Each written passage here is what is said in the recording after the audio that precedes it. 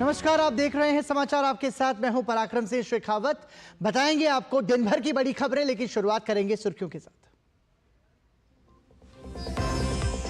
रविवार शाम लगातार तीसरी बार प्रधानमंत्री पद की शपथ लेंगे नरेंद्र मोदी। राष्ट्रपति भवन में शाम 7:15 बजे समारोह। मनोनीत प्रधानमंत्री ने तीसरे कार्यकाल में भी देश की विकास यात्रा तेजी से आगे बढ़ाने का दिलाया विश्वास। एनडीए संसदीय दल की बैठक में सर्वसम्मति से नेता चुने गए नरेंद्र मोदी। एनडीए को बताया राष्ट्र प्रथम की भावना से प्रेरित गठबंधन। एनडीए नेताओं ने राष्ट्रपति से मिलकर तीसरी बार एनडीए सरकार के लिए सौंपा समर्थन पत्र।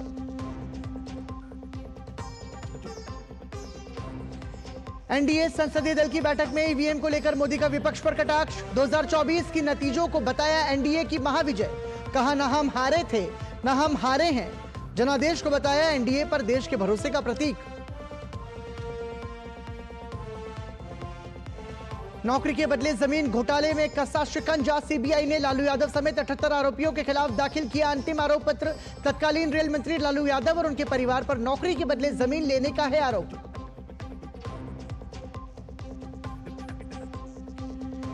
बीआरएस नेता के कविता के खिलाफ दिल्ली शराब घोटाले में सीबीआई की पूरक चार्जशीट। वहीं दिल्ली के मुख्यमंत्री अरविंद केजरीवाल की नियमित जमानत पर 14 जून तक टली सुनवाई। स्वाति मालीवाल हमले के आरोपी विभव को नहीं मिली जमानत। छत्तीसगढ़ में नक्सलियों के खिलाफ सुरक्षा बलों को एक और सफलता। नारायणपुर दंतेवाड़ा के सीमावर्ती इलाके में मुठभेड़, मार गिराए 60 नक्सली। मुठभेड़ में कई नक्सलियों के घायल होने की खबर। बड़ी मात्रा में हथियार बरामद। और सुर्खियों के बाद आइए अब खबरों पर नजर डालते हैं विस्तार से। लोकसभा चुनाव में जीत के बाद अब एनडीए सरकार बनाने की ओर बढ़ रही है। एनडीए संसदीय दल का नेता चुने जाने के बाद मनोनीत प्रधानमंत्री नरेंद्र मोदी ने राष्ट्रपति द्रौपदी मुर्मू से मिलकर सरकार बनाने का दावा पेश किया। 9 जून को होगा शपथ ग्रहण समारोह।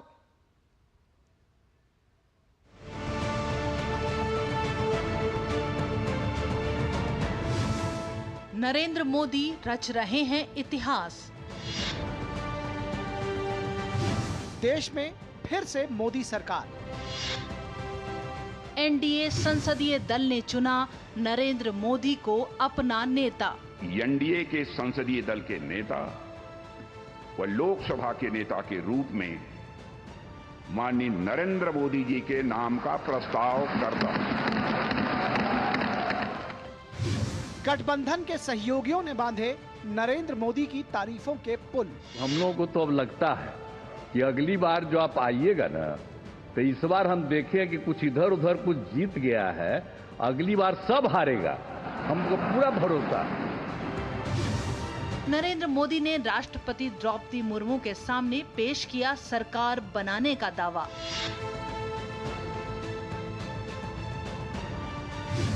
राष्ट्रपति ने नरेंद्र मोदी को किया सरकार बनाने के लिए आमंत्रित।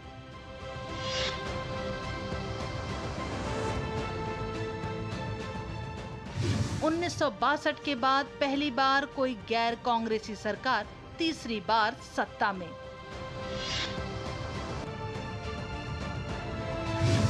लगातार तीसरी बार सत्ता संभालने वाले जवाहरलाल नेहरू के बाद दूसरे पीएम नरेंद्र मोदी। पीएम के तौर पर हैट्रिक बनाने वाले दूसरे प्रधानमंत्री नरेंद्र मोदी।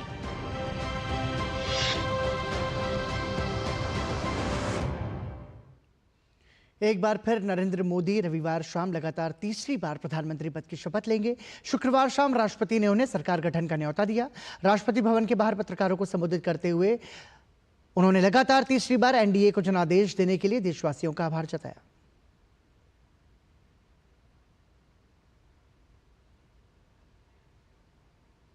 जिस गति से देश आगे बढ़ा है, समाज के हर क्षेत्र में परिवर्तन साफ साफ नजर आ रहा है। 25 करोड़ लोगों का गरीबी से बाहर आना, ये अपने आप में हर भारतीय के लिए बड़ा गर्व का विषय है। और मैं देशवासियों को विश्वास दिलाता हूं कि 18वीं लोकसभा में भी हमारे 5 साल के कार्यकाल में भी हम उसी गति के साथ उतने ही समर्पण भाव से देश की आशा आकांक्षाओं को पूर्ण करने में कोई कमी नहीं रखेंगे।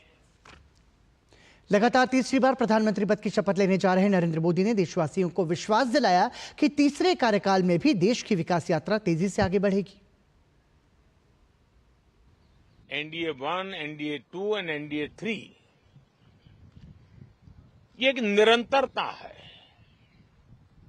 और हमारे संकल्पों को लेकर के, सुशासन के प्रति हमारी प्रतिबद्धता को लेकर के और देश के सामान्य जन के सपनों को पूरा करने के प्रयास के रूप में इस निरंतरता को हम और अधिक ऊर्जा के साथ और अधिक व्यापक विजन के साथ आगे बढ़ाएंगे और समय सीमा में लक्ष्यों को प्राप्त करने का हमारा प्रयास रहेगा। 2014 में मैं बहुत नया था। मुझे अब एक लंबे समय तक इस कार्य का अनुभव मिला है, हमारी टीम को अनुभव मिला है और इसलिए हमारे लिए अब तुरंत ही काम को आगे बढ़ाना बहुत ही सरल रहने वाला है और इस अनुभव का लाभ भी देश की सेवा करने में मिलने वाला है। 18वीं लोकसभा में प्रधानमंत्री नरेंद्र मोदी की अगुवाई में भाजपा के नेतृत्व वाला एनडीए सरकार बनाने जा रहा है। इससे पहले भाजपा और एनडीए संसदीय दल की बैठक में नरेंद्र मोदी को लगातार तीसरी बार प्रधानमंत्री पद के लिए नेता चुना गया। प्रधानमंत्री मोदी ने इस मौके पर कहा कि एनडीए की महाविजय का ये जनादेश है। मनोनीत प्रधानमंत्री ने कहा कि बड़े फैसलों का होगा तीसरा कार्यकाल।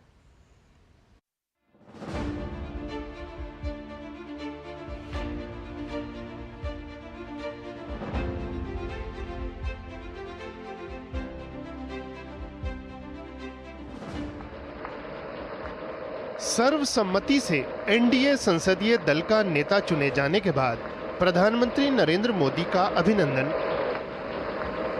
एनडीए घटक दलों के नेताओं द्वारा पीएम मोदी का माला पहनाकर स्वागत करने का ये पल इन दलों के बीच संबंधों की मजबूत डोर को दिखा रहा है। एनडीए संसदीय दल का नेता चुने जाने के बाद पीएम ने अपने संबोधन में एनडीए के इतिहास को सराहा और भविष्य के लिए मजबूत संकल्पों को भी रेखांकित किया। पीएम ने कहा कि आज के वातावरण में देश को सिर्फ और सिर्फ एनडीए पर ही भरोसा है। पीएम ने मोदी 3.0 को देश के इतिहास की सबसे मजबूत गठबंधन सरकार बताया। पीएम ने भारत के राजनीतिक इतिहास में एनडीए को सबसे सफल प्री पोल अलायंस बताया। आपने देखा 2 दिन कैसा चला, जैसे हम तो हार चुके हैं, गए, सब चारों तरफ यही दिखता था। लेकिन देशवासी जानते हैं कि न हम हारे थे न हम हारे हैं।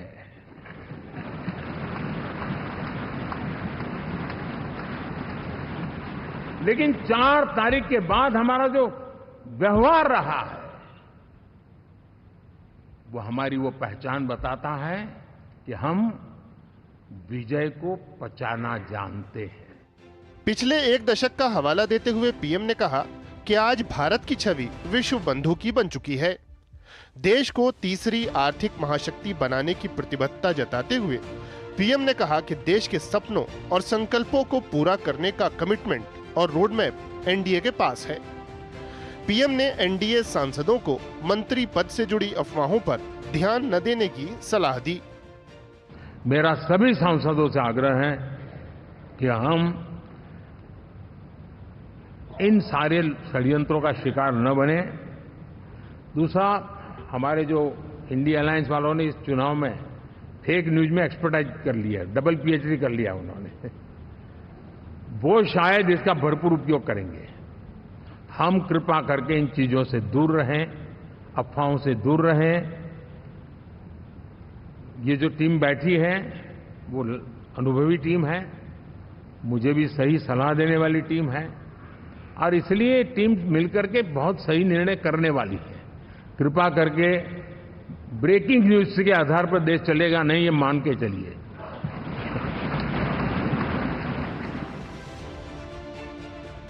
पीएम ने गरीब कल्याण और गुड गवर्नेंस को एनडीए की विचारधारा का केंद्र बताया। पीएम ने कहा कि 10 साल बाद भी कांग्रेस 100 के आंकड़े को भी नहीं छू पाई। पीएम ने ईवीएम को लेकर विपक्ष की राजनीति की याद दिलाते हुए कटाक्ष किया। ये लोग तय करके बैठे थे कि भारत के लोकतंत्र और लोकतंत्र की प्रक्रिया के प्रति विश्वास ही लोगों का उठ जाए और लगातार ईवीएम को गाली देना। और मुझे तो लगता था कि शायद इस बार वो ईवीएम की अर्थी का जुलूस निकालेंगे, लेकिन 4 जून शाम आते आते उनको ताले लग गए, ईवीएम ने उनको चुप कर दिया। ये ताकत है भारत के लोकतंत्र की, ये ताकत है भारत की निष्पक्षता की, भारत के चुनावी तंत्र की, चुनाव आयोग की। और मैं मानता हूं कि ये आशा करता हूं कि 5 साल तो अब ईवीएम शायद मुझे नहीं सुनाई देगा। विकास, गुड गवर्नेंस, जनता जनार्दन की भागीदारी और विकसित भारत के सपने को साकार करने का विश्वास पीएम के पूरे संबोधन में गूंजता रहा। एनडीए की पिछली सरकारों की नजीर सामने रखते हुए पीएम का संदेश साफ था। एनडीए सत्ता प्राप्त करने या सरकार चलाने के लिए कुछ दलों का जमावड़ा नहीं, बल्कि राष्ट्र प्रथम के लिए प्रतिबद्ध एक समूह है। Bureau report, DD news. शुक्रवार को पुराने संसद भवन यानी कि संविधान सदन में एनडीए संसदीय दल की बैठक में राजनाथ सिंह ने नरेंद्र मोदी को एनडीए संसदीय दल का नेता चुने जाने का प्रस्ताव रखा। इस दौरान सर्वसम्मति से यह प्रस्ताव पारित किया गया। एनडीए गठबंधन नेताओं ने प्रधानमंत्री नरेंद्र मोदी का खुला समर्थन किया। टीडीपी प्रमुख चंद्रबाबू नायडू ने कहा कि सही समय पर देश को सही नेता मिला है, भारत के लिए एक बहुत अच्छा अवसर है। इसे अभी चूकते हैं तो देश हमेशा के लिए चूक जाएगा।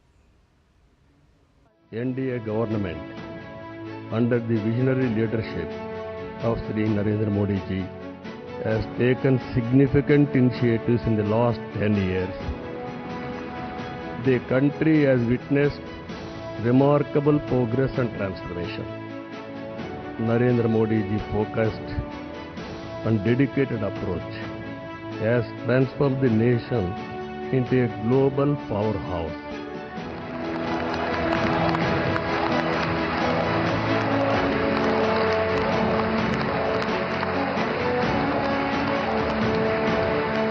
पुराने संसद भवन यानी संविधान सदन में आयोजित हुई एनडीए संसदीय दल की बैठक में एक बार फिर नरेंद्र मोदी को नेता चुना गया। प्रधानमंत्री नरेंद्र मोदी लगातार तीसरी बार भारतीय जनता पार्टी के नेतृत्व वाले एनडीए संसदीय दल के नेता चुन लिए गए।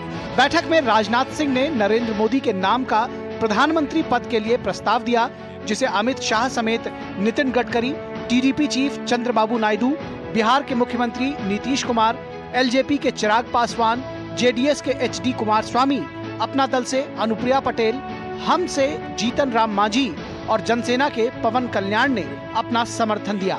बैठक में भाजपा अध्यक्ष जेपी नड्डा ने लगातार तीसरी बार सत्ता में वापसी को लेकर नरेंद्र मोदी का स्वागत किया।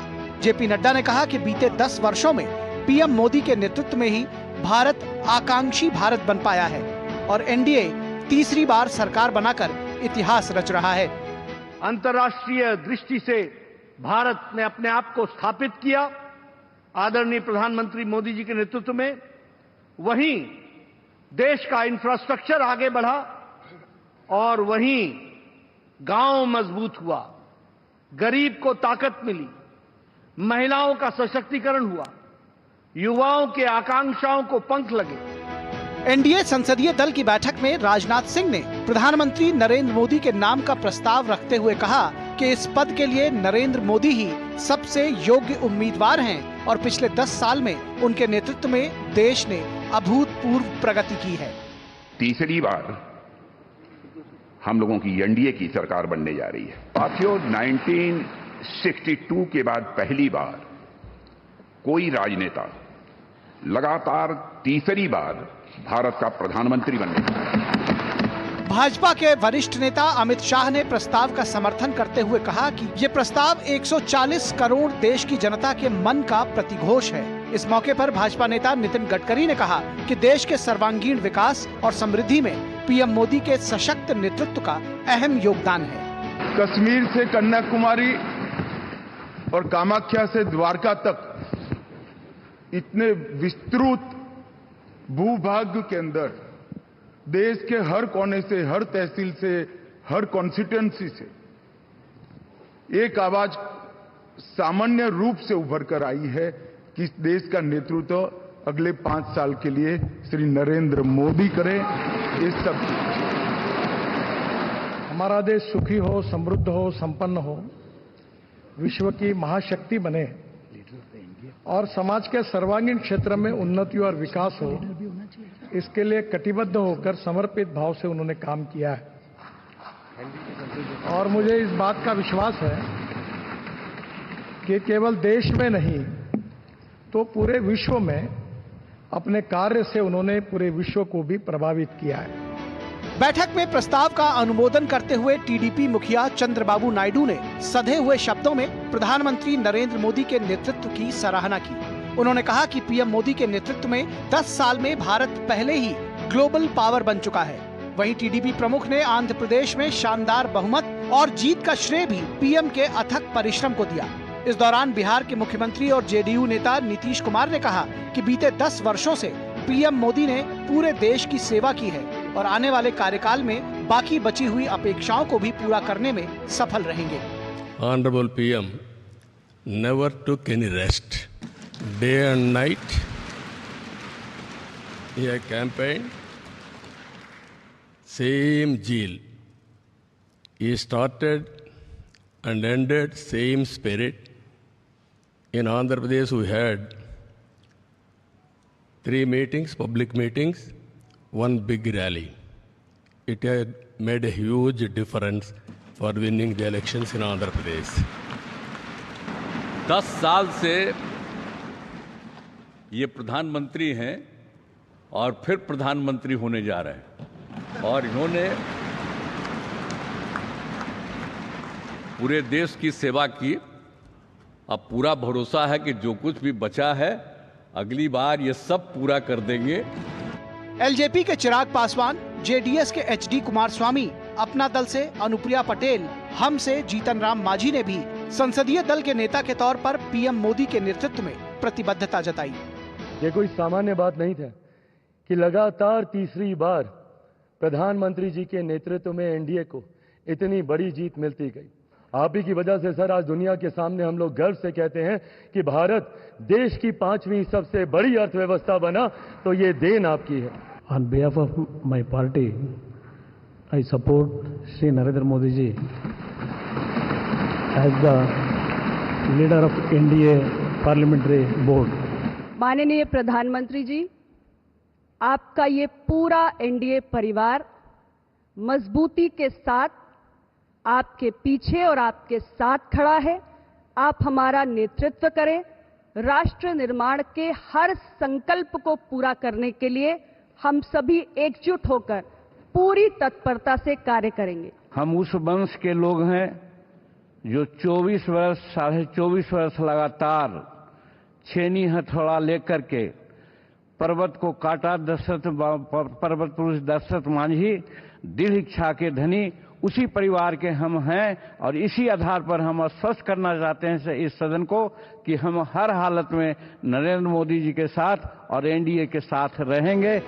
तमाम और सहयोगी दलों ने भी गठबंधन की मजबूती और देश के सशक्त नेतृत्व के लिए पीएम मोदी की सराहना की। शिवसेना के बारे में इतना ही मैं कहूंगा कि ये शिवसेना और भारतीय जनता पार्टी एक विचारधारा, एक समान विचारधारा वाली पार्टी है। बाबा साहेब ठाकरे जी के नेतृत्व में हमारे जो गठबंधन हुआ है, ये गठबंधन एक फेविकोल का जोड़ है, ये बिल्कुल टूटेगा नहीं। मेरी पार्टी राष्ट्रवादी कांग्रेस पार्टी की तरफ से एनडीए संसदीय दल के नेता पद पर श्री नरेंद्र मोदी जी के नाम का समर्थन करता हूं। एनडीए की संसदीय दल की बैठक में सभी समर्थक दलों के सांसदों के साथ साथ बीजेपी शासित राज्यों के मुख्यमंत्री, उप मुख्यमंत्री और सभी नवनिर्वाचित सांसद भी मौजूद रहे। Bureau report, DD news. संसद परिसर में देश के महापुरुषों और स्वतंत्रता सेनानियों को सम्मान देने के लिए एक भव्य प्रेरणा स्थल बनाया जा रहा है। प्रेरणा स्थल में संसद परिसर के अलग अलग स्थानों पर लगी प्रतिमाओं को स्थापित किया जाएगा। इन महापुरुषों और स्वतंत्रता सेनानियों का हमारे राष्ट्र की आज़ादी में, राष्ट्र के सांस्कृतिक और आध्यात्मिक पुनर्जागरण में और आज़ादी के बाद देश की लोकतांत्रिक यात्रा को मजबूती से आगे बढ़ाने में उल्लेखनीय योगदान रहा है। संसद परिसर के प्रेरणा स्थल में हमारे महापुरुषों और स्वतंत्रता सेनानियों के जीवन और उनके योगदान के संबंध में आगंतुकों को आधुनिक तकनीक के माध्यम से विस्तृत जानकारी उपलब्ध कराने की भी व्यवस्था की जा रही है। दरअसल इससे पहले संसद परिसर में अलग अलग स्थानों पर महापुरुषों की प्रतिमा स्थापित थी, जिसकी वजह से आगंतुक इन प्रतिमाओं को सुविधाजनक रूप से नहीं देख पाते थे। नया प्रेरणा स्थल बनने के बाद संसद परिसर में भ्रमण के लिए आने वाले आगंतुक महापुरुषों की प्रतिमाओं का सुगमता से दर्शन कर सकेंगे और उनके जीवन दर्शन से प्रेरणा ले सकेंगे। और बिहार की समस्तीपुर लोकसभा सीट से एलजेपी रामविलास के टिकट पर जीत दर्ज करने वाली सबसे कम उम्र की सांसद 25 वर्षीय शांभवी चौधरी ने कहा कि हमने लगातार चुनाव में मेहनत की और जीत हासिल की। मेरे लिए बड़ी बात यह है कि मेरा पहला कदम नई संसद भवन में पड़ा है। उन्होंने कहा कि मेरी जीत के साथ मेरे दादाजी का सपना पूरा हुआ है और अब वो अपने क्षेत्रवासियों से किए हुए वादों को पूरा करेंगी। इस बार संसद का रंग बिल्कुल बदला सा है और कुछ ऐसे युवा भी जीत कर आए हैं जो बहुत कम उम्र के हैं, जिनकी उम्र मात्र 25 साल है। समस्तीपुर से शांभवी चौधरी जो एनडीए की साझेदार दल लोजपा रामविलास की सांसद बनकर आई हैं। शांभवी डीडी न्यूज से एक्सक्लूसिव बात कर रही हैं। शांभवी, कैसा लग रहा है? पहली बार संसद की दहलीज पर आप आई हैं। संसदीय दल के नेता को चुनने में प्रधानमंत्री में आपकी भी भूमिका रही। बहुत अच्छा लग रहा है और बहुत एक सरियल फीलिंग है, क्योंकि लगातार हमने चुनाव में मेहनत किया है यहाँ तक पहुँचने के लिए, हमारे प्रधानमंत्री नरेंद्र मोदी जी को पुनः एक बार फिर से प्रधानमंत्री बनाने के लिए। तो आज जब हम इस पूरे एनडीए की बैठक में थे और जब वहाँ पे कंसेंसस बन रहा था, वहाँ पे समर्थन मिल रहा था सभी का, तो एक बहुत सरियल फीलिंग था। और हाँ, उससे भी ज़्यादा एक कह सकते हैं कि खुशी की बात ये थी, मेरे लिए बड़ी बात ये है कि मेरा पहला कदम सेंट्रल हॉल में पड़ा है, नए पार्लियामेंट बिल्डिंग के, जो खुद में एक बहुत ऐतिहासिक जगह है। तो इसके साथ जिम्मेदारियों का भी एहसास है और हम मानते हैं कि यहाँ से हमारा दिल्ली में पढ़ाई करना और सीधा एक बार संसद बनकर सेंट्रल हॉल तक पहुँचना शांभवी के लिए निश्चित तौर पर एक बहुत बड़ा सपना पूरा हुआ है। सिर्फ मेरा ही नहीं, मेरे दादाजी का एक सपना पूरा हुआ है और अब वो हमारे बीच में नहीं है, तो हम बस ये चाहते हैं कि वो जहाँ से भी हों वो अपना आशीर्वाद हम पे बना के रखें। और हम यही चाहेंगे कि जो सोच, जो विजन और जो वादे हमने अपनी क्षेत्र की जनता को किए हैं, वो वादों को हम यहाँ से पूरी तरीके से, पूरे परिश्रम से, कड़ी मेहनत से उसको हम पूरा कर पाए। बहुत शुक्रिया शांभवी चौधरी जो 25 साल की सांसद हैं। उनका कहना है कि जो वादे हमने किए हैं उन वादों को हम पूरा कर सकें, यही हम प्रे कर रहे हैं। कैमरामैन विक्की के साथ राजेश राज, डीडी न्यूज, दिल्ली।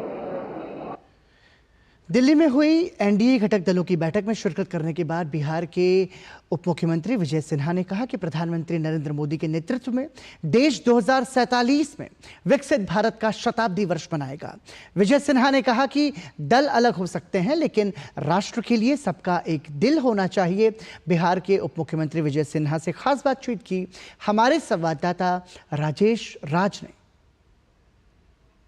बिहार के deputy chief minister Vijay Kumar Sinha central hall में आयोजित कार्यक्रम में शामिल होने के लिए दिल्ली में हैं और अभी हमारे साथ एक्सक्लूसिव बातचीत कर रहे हैं।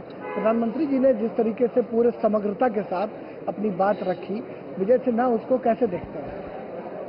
देखिए, देश की जनता की जो अपेक्षा थी और पूरे माँ भारती के संतानों ने जो जनादेश दिया है उस जनादेश का सम्मान करते हुए देश के माननीय प्रधानमंत्री नरेंद्र मोदी जी ने कहा है कि जो विकसित भारत बनाने की मेरी गति थी उस गति को दुगना करेंगे और देश के हित में जो भी कदम उठाना होगा वो कदम उठाएंगे।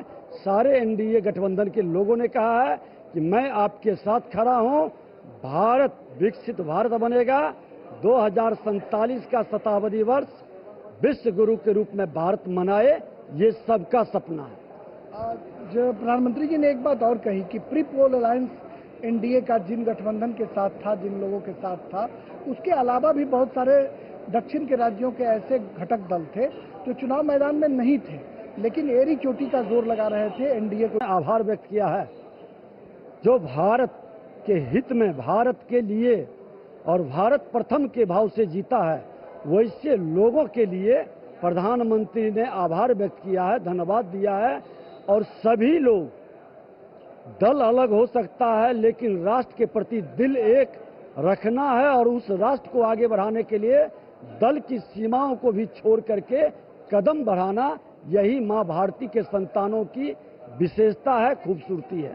बहुत शुक्रिया। बिहार के deputy chief minister Vijay Sinha, इनका कहना है कि मां भारती के संतानों के प्रति पीएम मोदी ने जो आभार जताया है उसकी निश्चित तौर पर सराहना की जानी चाहिए। कैमरामैन विक्की के साथ संविधान सदन दिल्ली से मैं राजेश राज, डीडी न्यूज के लिए। बिहार के मुजफ्फरपुर से नवनिर्वाचित भाजपा सांसद डॉक्टर राजभूषण चौधरी निषाद ने कहा, संसद में आने से स्वास्थ्य, शिक्षा और मुजफ्फरपुर के विकास के लिए बेहतर कार्य करने का अवसर मिल सकेगा। मुजफ्फरपुर संसदीय निर्वाचन क्षेत्र से आए हैं डॉक्टर राजभूषण चौधरी निषाद। क्या डॉक्टर साहब, कैसा एक्सपीरियंस है समाज सेवा से संसद का सफर? अच्छा लग रहा है और लोगों का जो रिस्पॉन्स है, लोगों में जो देख रहे हैं, जो डेवलपमेंट के बारे में लोग बात करते हैं, तो लगता है मुझे कुछ बड़े लेवल पर करना चाहिए, इसलिए हम इसमें आए हैं। लेकिन समाज सेवा तो आप कर रहे थे, रोज आप सैकड़ों लोगों की जान बचा रहे थे, तो आपको क्या लगता है कि ये संसदीय जीवन में आने से आप उन लोगों को और भी मदद कर सकते हैं? निश्चित तौर पर ये बड़े पैमाने पर हम काम कर सकते हैं और बहुत सारे फील्ड में काम कर सकते हैं, हेल्थ से लेकर के एजुकेशन से लेकर के हर डेवलपमेंट के जितने भी पहलू हैं, सारे लेवल पर हम काम कर सकते हैं, इसीलिए हम लोग। चलिए, बहुत शुक्रिया। मुजफ्फरपुर के भारतीय जनता पार्टी के सांसद हैं डॉक्टर राजभूषण चौधरी निषाद, जो समाज सेवा में पहले थे, लेकिन उनका कहना है कि संसद में आने पर हम और भी उन लोगों के लिए कुछ अच्छा कर सकेंगे, इसलिए हमने ये रास्ता चुना है। कैमरामैन विक्की के साथ संसद भवन से मैं राजेश राज, डीडी न्यूज के लिए। पश्चिम बंगाल में चुनाव के बाद हिंसा की घटनाओं पर कलकत्ता हाईकोर्ट ने कड़ा रुख अपनाया है। हाईकोर्ट ने राज्य की ममता सरकार को जमकर फटकार लगाई है। हाईकोर्ट ने यहां तक कहा कि अगर राज्य सरकार हिंसा को नियंत्रित नहीं कर सकती तो अगले 5 साल तक केंद्रीय बलों की तैनाती कर दी जाएगी। इस मामले में पेश याचिकाकर्ता की वकील ने अदालत को बताया कि 1 जून को राज्य में 7 चरण के मतदान खत्म होने के बाद से 11 लोगों की मौत हो चुकी है। वहीं सीबीआई ने जमीन के बदले नौकरी मामले में बिहार के पूर्व मुख्यमंत्री और आरजेडी के वरिष्ठ नेता लालू प्रसाद यादव और अन्य आरोपियों के खिलाफ फाइनल चार्जशीट दाखिल कर दी है। सीबीआई की ओर से कोर्ट में दाखिल की गई इस चार्जशीट में 78 लोगों के नाम हैं, जिनमें 38 अभ्यर्थी, सरकारी अधिकारी और अन्य शामिल हैं। इससे पहले दिल्ली की राउज एवेन्यू कोर्ट ने सीबीआई को चार्जशीट दाखिल करने का आदेश दिया था। इस मामले में 6 जुलाई को कोर्ट में सुनवाई होगी। एमपी एमएलए सेशन कोर्ट ने समाजवादी पार्टी के विधायक इरफान सोलंकी को कानपुर के जाजमऊ आगजनी मामले में दोषी करार दिया और 7 साल की सजा सुनाई। इस विषय में इरफान सोलंकी के वकील करीम अहमद सिद्दीकी ने कहा है कि अभियुक्तों ने अग्रिम जमानत के समय जो बातें कही थी, कोर्ट ने उन्हें आधार बनाकर सजा सुनाई है। यह क्रिमिनल जस्टिस सिस्टम के खिलाफ है। विचारण के दौरान न्यायालय के सामने जो सबूत आए हैं उसके आधार पर फैसला होगा। हम कोर्ट के इस फैसले से सहमत नहीं है और इसे इलाहाबाद हाईकोर्ट में चुनौती देंगे, हमें इंसाफ मिलेगा। 436 में सभी को 7 साल की सजा सुनाई है। महत्वपूर्ण बात यह है कि कोर्ट ने सजा का जो आधार बनाया है वो अभियुक्तों ने जमानत के समय, अग्रिम जमानत के समय जो बातें कही थी उन बातों को आधार बनाया है जो क्रिमिनल जस्टिस सिस्टम के अगेंस्ट है। वो कानून जो एविडेंस आएगी विचारण के दौरान न्यायालय में, उस एविडेंस के आधार पर फैसला होगा। We are not agree with the analysis with the court, we will challenge challenge this judgment before the Honorable Allahabad High Court and we are very hopeful कि हम न्यायालय के अप्रिसिएशन को गलत साबित करेंगे। दिल्ली शराब घोटाले मामले में ईडी के बाद सीबीआई ने भी सप्लीमेंट्री चार्जशीट दाखिल कर दी है। सीबीआई ने राउज एवेन्यू कोर्ट में दाखिल चार्जशीट में बीआरएस नेता के कविता और अन्य को आरोपी बनाया है। आबकारी घोटाले से जुड़े भ्रष्टाचार के मामले में के कविता की न्यायिक हिरासत 21 जून तक बढ़ा दी गई है। वहीं अरविंद केजरीवाल की नियमित याचिका पर सुनवाई 14 जून तक टल चुकी है। राउज एवेन्यू कोर्ट 14 जून को केजरीवाल की ओर से दायर नियमित जमानत अर्जी पर सुनवाई करेगा। आम आदमी पार्टी से राज्यसभा सांसद स्वाति मालीवाल से मारपीट के मामले में जेल में बंद दिल्ली के मुख्यमंत्री अरविंद केजरीवाल के पीए बिभा कुमार की जमानत याचिका को कोर्ट ने खारिज कर दिया है। बिभा कुमार पर आम आदमी पार्टी की सांसद और दिल्ली महिला आयोग की पूर्व अध्यक्ष स्वाति मालीवाल के साथ मारपीट और दुर्व्यवहार करने का आरोप है। दिल्ली पुलिस द्वारा गिरफ्तार किए जाने के बाद बिभा कुमार ने 30,000 कोर्ट में जमानत के लिए अर्जी दाखिल की थी। कोर्ट ने बिभा कुमार की जमानत याचिका पर सुनवाई करते हुए उनकी अर्जी ठुकरा दी। कोर्ट के इस निर्णय के बाद बिभा कुमार को अभी जेल में ही रहना पड़ेगा। मणिपुर में हिंसा बढ़ाने और पूर्वोत्तर राज्य में आतंक फैलाने के लिए रची गई साजिश से संबंधित एक मामले में इम्फाल हवाई अड्डे से एक प्रमुख आरोपी को एनआईए ने गिरफ्तार किया। आरोपी पर सुरक्षा बलों पर हुए हमलों में शामिल होने का भी आरोप है। आरोपी म्यांमार के उग्रवादी समूह कुकी नेशनल फ्रंट बर्मा के संपर्क में था। और वहीं छत्तीसगढ़ के बस्तर में पुलिस और नक्सलियों के बीच मुठभेड़ हुई। ये मुठभेड़ दंतेवाड़ा, नारायणपुर और बस्तर जिले की सीमा में हुई है। दिन भर चली गोलीबारी में जवानों ने 7 नक्सलियों को मार गिराया है, जिसमें एक एरिया कमांडर भी शामिल है, जिस पर 8 लाख रुपए का इनाम घोषित था। इस कार्रवाई में 3 जवान भी घायल हो गए। मौके से मारे गए नक्सलियों के शव और हथियार भी बरामद कर लिए गए हैं। मुठभेड़ में बड़ी संख्या में नक्सली घायल भी हुए, जिससे मृतकों की संख्या बढ़ने की संभावना। सूचना एवं प्रसारण मंत्रालय के सचिव संजय जाजू और आयुष मंत्रालय के सचिव वैद्य राजेश कोटेचा ने अंतर्राष्ट्रीय योग दिवस 2024 के लिए समीक्षा बैठक की। इस बैठक का मुख्य उद्देश्य आगामी 21 जून को मनाए जाने वाले योग दिवस के लिए मीडिया और आउटरीच गतिविधियों की समीक्षा करना था। बता दें कि राष्ट्रीय प्रसारक दूरदर्शन आकाशवाणी के माध्यम से योग के प्रति जागरूकता को लेकर विभिन्न कार्यक्रमों का प्रसारण किया जाएगा। दूरदर्शन द्वारा विशेष लाइव मॉर्निंग कार्यक्रमों समेत योग विशेषज्ञों के साथ खास कार्यक्रम और साक्षात्कार प्रसारित किए जाएंगे। वहीं आयुष मंत्रालय के तहत आने वाली मोरारजी देसाई राष्ट्रीय योग संस्थान और आकाशवाणी संयुक्त रूप से योग को जीवन शैली के रूप में बढ़ावा देने के लिए कार्यक्रम प्रसारित करेगा। इसी के साथ आयुष मंत्रालय ने एक विशेष योग गीत की रचना की है, जिसे विभिन्न मीडिया प्लेटफॉर्म पर प्रसारित किया जाएगा। INB मंत्रालय यानी कि सूचना और प्रसारण मंत्रालय की विशेष पहल के तहत निजी मीडिया संगठनों को प्रोत्साहित करने के लिए अंतर्राष्ट्रीय योग दिवस मीडिया सम्मान भी दिया जाएगा। कंगना रनौत को चंडीगढ़ एयरपोर्ट पर सीआईएसएफ की महिला जवान द्वारा किए गए उनके साथ अभद्र बर्ताव के मामले में भाजपा नेता शाहनवाज हुसैन ने कहा कि इस कृत्य की मैं आलोचना करता हूं। चंडीगढ़ एयरपोर्ट पर जिस तरह एक महिला कांस्टेबल द्वारा उनको थप्पड़ मारा गया, उनको गालियां दी गई, ये दुर्भाग्यपूर्ण है। इस तरह की स्थिति के बारे में कभी कल्पना नहीं थी कि इस तरह उनके साथ ये व्यवहार होगा, जिसकी मैं घोर निंदा करता हूँ। आइंदा प्रशासन को इस बात का ध्यान रखना चाहिए कि जो एजिटेशन से निकले हुए लोग हैं, ऐसे लोग जो फोर्स में हैं, उनकी एक्टिविटी पर ध्यान रखना चाहिए कि उसने किस तरह से हाथ चलाने का काम किया। ये बहुत दुखद है। अभिनेत्री और सांसद कंगना रनौत से सीआईएसएफ की महिला जवान द्वारा मारपीट मामला, भाजपा नेता शाहनवाज हुसैन ने थप्पड़ मारने की आलोचना की। जैसा कि हमने आपको बताया, उन्होंने कहा कि सुरक्षा में तैनात ऐसे लोगों की जांच होनी चाहिए और साथ ही शाहनवाज हुसैन ने कहा कि सुरक्षा में ऐसे लोगों पर कड़ी नज़र रखी जानी चाहिए। इसके अलावा भाजपा सांसद कंगना रनौत के साथ चंडीगढ़ एयरपोर्ट पर सीआईएसएफ की महिला जवान द्वारा किए गए अभद्र बर्ताव के मामले में शिवसेना नेता संजय निरुपम ने कहा है कि किसी से कितनी ही नाराजगी क्यों ना हो, लेकिन हम मारपीट का समर्थन नहीं करते हैं, चाहे वो सांसद हो या फिर कोई सामान्य नागरिक। सीआईएसएफ की जवान ने जिस प्रकार से नवनिर्वाचित सांसद कंगना रनौत को थप्पड़ मारा है, उस घटना की निंदा होनी चाहिए, क्योंकि यह तरीका नहीं है सभ्य समाज का। लेकिन जिस तरीके से संजय राउत ने कंगना रनौत को थप्पड़ मारे जाने का समर्थन किया है। मैं आज दावे के साथ कहता हूं कि खुद संजय राउत लोगों का दिल दुखाने वाली इतनी सारी बातें करते हैं कि तैयार रहें, कभी उनको भी थप्पड़ पड़ जाए। मैं किसी के भी थप्पड़ मारे जाने का समर्थन नहीं करता हूं।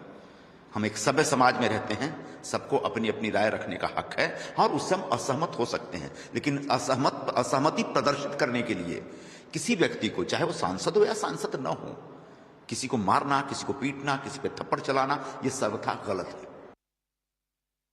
भारतीय रिजर्व बैंक के गवर्नर शक्तिकांत दास ने मौद्रिक नीति समिति की बैठक में लिए गए फैसलों की घोषणा की।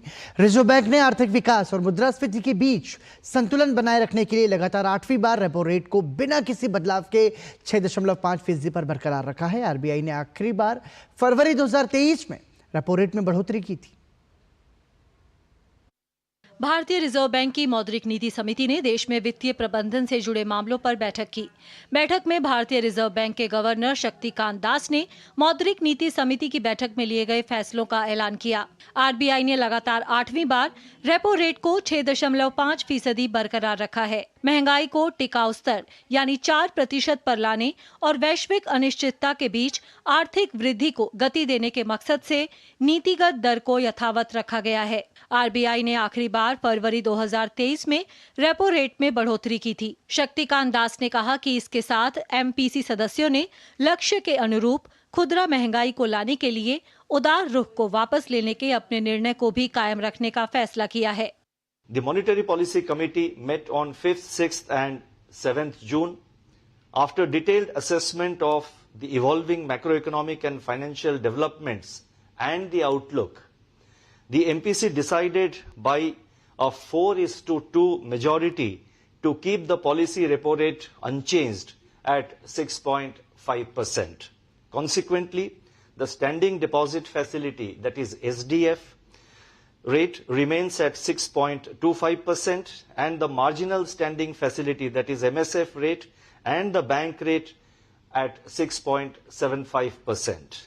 बैठक में भारतीय रिजर्व बैंक के गवर्नर शक्तिकांत दास ने फ्यूल की कीमतों में डिफ्लेशन और खाद्य महंगाई उच्च स्तर पर बने रहने की बात कही। उन्होंने मॉनसून के सामान्य रहने से खरीफ के उत्पादन में तेजी और महंगाई दर समान बने रहने की उम्मीद जताई। CPI headline inflation softened further during the months of March and April, though persisting food inflation pressures offset the gains of disinflation in core and deflation in fuel groups. The deflationary trend in fuel was driven primarily by the LPG price cuts in early March. Core inflation softened for the 11th consecutive month since June 2023. Services inflation moderated to a historic low and goods inflation remained contained. The outlook on crude oil prices remains uncertain due to geopolitical tensions. Basic home loan के CEO और cofounder Atul Moga ने RBI के repo rate के फैसलों को यथावत रखने के फैसले का स्वागत किया है। मोगा ने कहा कि यह होम लोन लेने वालों के लिए अच्छी खबर नहीं है, लेकिन देश में व्याप्त मुद्रास्फीति से निपटने के लिए यह जरूरी भी है। RBI has kept the lending rates at 6.5%, the benchmark rate at 6.5%. Although this is not a good news for current home loan owners, as this will not give any relief to their current EMIs. But given the current levels of inflation in the country, we believe that this was much needed. We hope that in future meetings and in due course, this benchmark rates will be reduced so that people can buy more home loans and eventually can fulfill their dream of owning a home. वित्त वर्ष 2024-2025 में महंगाई के 4.5% पर बने रहने का अनुमान है। आरबीआई के अनुसार महंगाई पहली तिमाही में 4.9%, दूसरी में 3.8%, तीसरी में 4.6% और चौथी तिमाही में 4.5% रह सकती है। आरबीआई का अनुमान है कि वित्त वर्ष 2025 के लिए वास्तविक जीडीपी 7.2% रह सकती है। पहली तिमाही में जीडीपी 7.3%, दूसरी में 7.2%, तीसरी तिमाही में 7.3%, तो चौथी तिमाही में 7.2% की रफ्तार से बढ़ सकती है। Bureau report, DD news. और इसी के साथ यहाँ रुक रहे हैं एक ब्रेक के लिए। देखते रहिए डीडी न्यूज।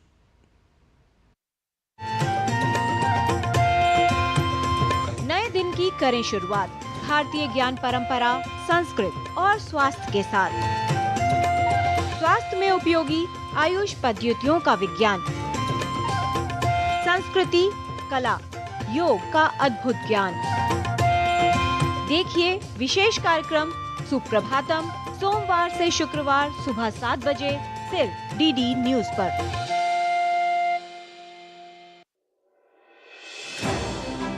भरोसा सिर्फ तेजी से नहीं, बना है सटीक खबरों से।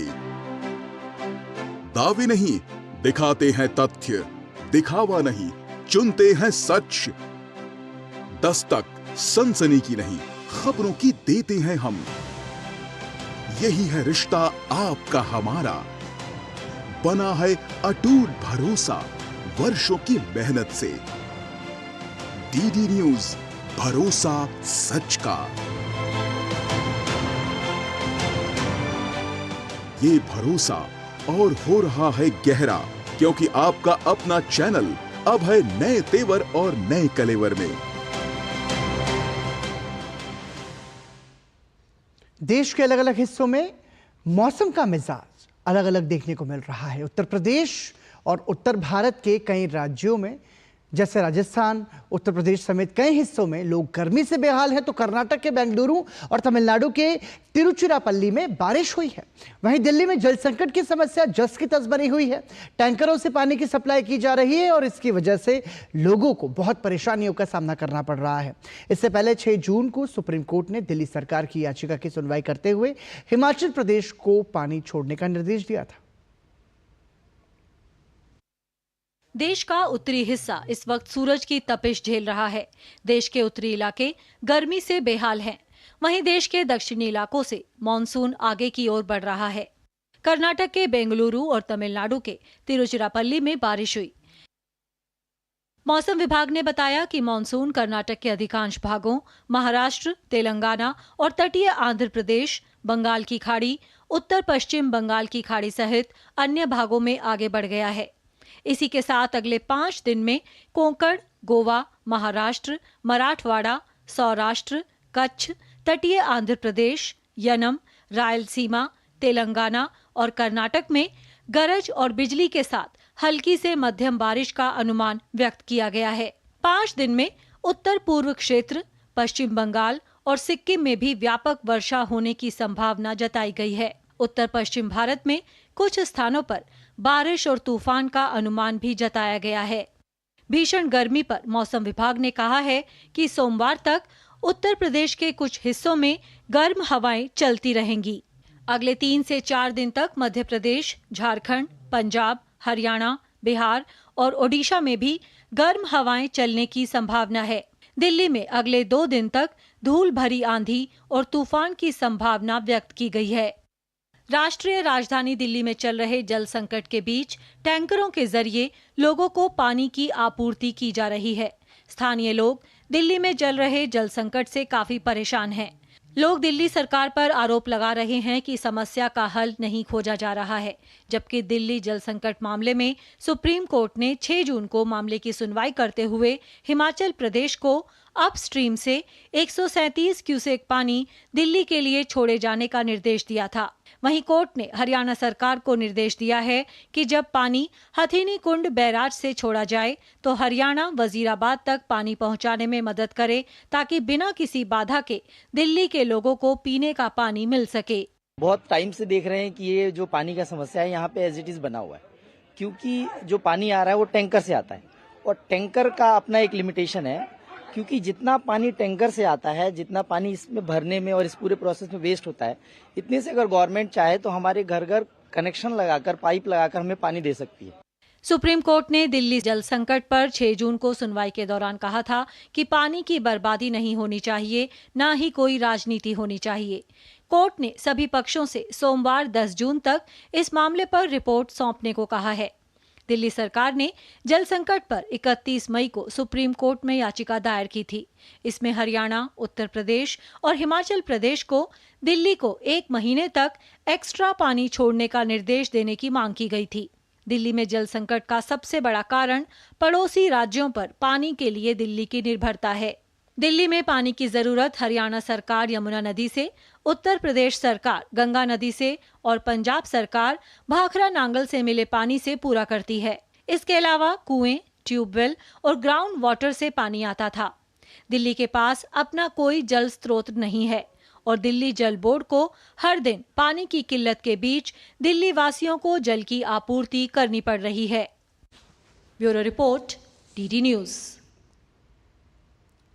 दिल्ली मेट्रो रेल कॉरपोरेशन और कोंकण रेलवे कॉरपोरेशन लिमिटेड ने भारत और विदेशों में आगामी मेट्रो रेल परियोजनाओं पर सहयोग के लिए एक समझौता ज्ञापन पर हस्ताक्षर किए।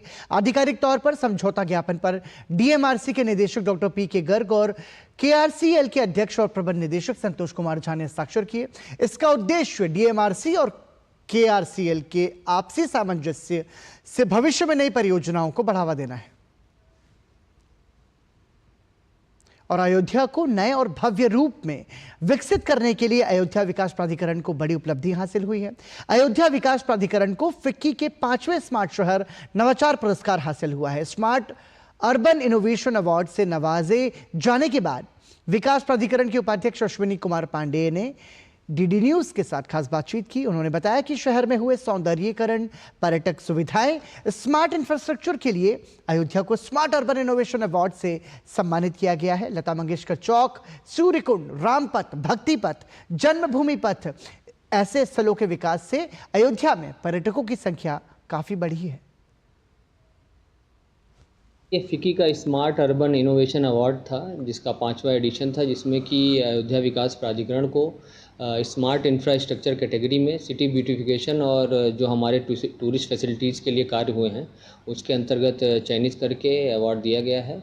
इसमें मुख्यतः विकास प्राधिकरण द्वारा अयोध्या में जो रामपथ पे, भक्ति पथ पे, धर्म पथ पे जो फसाड का कार्य किया गया है, जो म्यूरल बनाने का कार्य किया गया है, लता मंगेशकर चौक का जो ब्यूटिफिकेशन का कार्य हुआ है और उसके साथ साथ जो सूर्य कुंड का डेवलपमेंट हुआ है जिसमें कि भारी संख्या में टूरिस्ट आ रहे हैं, इसके अंतर्गत अयोध्या विकास प्राधिकरण का चयन हुआ है। ओडिशा के मयूरभंज में करंजिया वन प्रभाग के अंतर्गत एक गांव में भटक कर आए 27 जंगली हाथियों के झुंड को ग्रामीणों ने खदेड़ दिया। वन विभाग का कहना है कि हाथियों के झुंड ने किसी को भी नुकसान नहीं पहुंचाया और झुंड अब रिजर्व फॉरेस्ट की ओर बढ़ गया है। Yesterday night, 27 elephants came from adjacent Kenjar territorial division, Ukunda section, and they entered Karanjia division, Karanjia range, Singada section. Now they are in Holodia Reserve Forest. The elephants have passed through some agricultural fields near habitations, and now they are entered into Reserve Forest. Right now there is no damage. There is also no crop in the field, and from forest department side, protection squads as well as anti-depression squads are present in the field. Taiwan के विदेश मंत्रालय ने राष्ट्रपति लाई चिंग और प्रधानमंत्री नरेंद्र मोदी के बीच सौहार्दपूर्ण बातचीत पर चीन के प्रतिरोध को पूरी तरह गलत बताया है। ताइवान के विदेश मंत्रालय ने कहा है कि दोनों नेताओं के बीच सौहार्दपूर्ण बातचीत पर चीन का प्रतिरोध बिल्कुल गलत है। धमकियों से दोस्तियां नहीं होती।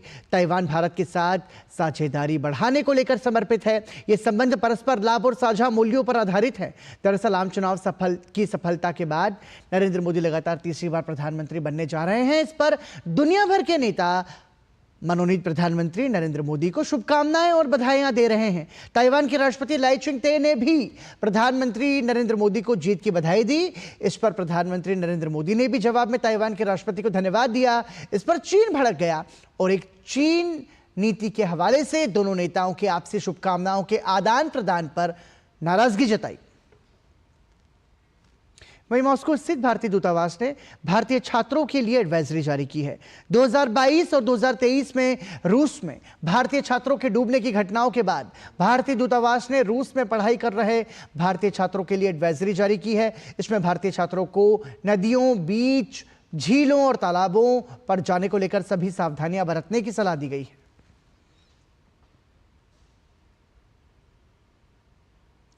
और वहीं अमेरिका के कुछ हिस्सों में बढ़ता हुआ तापमान लोगों के लिए मुसीबत बन रहा है। दक्षिण पश्चिम के क्षेत्र में तापमान 38 डिग्री सेल्सियस से ऊपर जा सकता है, जिससे आने वाले दिनों में लोगों को तपती हुई गर्मी का सामना करना पड़ सकता है। पिछली गर्मियों में इस इलाके में इसी प्रकार तापमान में बढ़ोतरी देखी गई थी।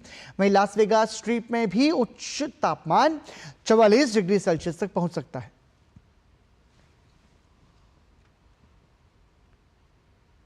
ब्राजील के राष्ट्रपति लुइज इनासियो लूला दा सिल्वा ने रियो ग्रांडे डो सुल राज्य की यात्रा के दौरान बाढ़ से नष्ट हुए शहर क्रूजेरो डो सुल शहर का दौरा किया। इस दौरान उन्होंने स्थानीय लोगों से मुलाकात की। लूला दा सिल्वा ने बाढ़ से नष्ट हुए क्षेत्रों के पुनर्निर्माण करने का आश्वासन दिया। उन्होंने ये कहा कि पुनर्निर्माण प्रयासों और आवश्यक प्रक्रियाओं में तेजी लाने के लिए बैंक ऑफ ब्राजील और अन्य सार्वजनिक बैंकिंग संस्थानों के प्रमुखों से बात की जा रही है। आपको बता दें कि दक्षिणी ब्राजील के इस राज्य में भारी बारिश के कारण व्यापक बाढ़ आई थी, जिसमें सैकड़ों कस्बे जलमग्न हो गए थे। वहीं बाढ़ की चपेट में आने से 172 लोगों की मौत हो गई थी और 5,72,000 से अधिक लोग विस्थापित हो गए थे। और इसी के साथ ही समाचार की में खबरों को अभी यहीं विराम देते हैं, लेकिन डीडी न्यूज़ पर खबरों का सफर कभी नहीं थमता। देखते रहिए डीडी न्यूज़। अपना ख्याल रखिए। शुभ रात्रि। दीजिए इजाजत। नमस्कार।